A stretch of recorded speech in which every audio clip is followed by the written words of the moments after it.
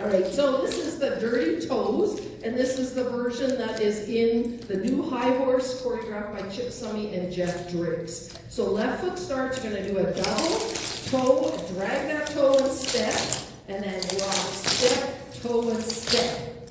Okay, so left foot, ready, and double step, toe, step, step, step, toe, step. I'll do it from the side so you can see it this way. You want to just stand still for a sec. It's a double forward, drag that toe and step, rock, step, and toe, step.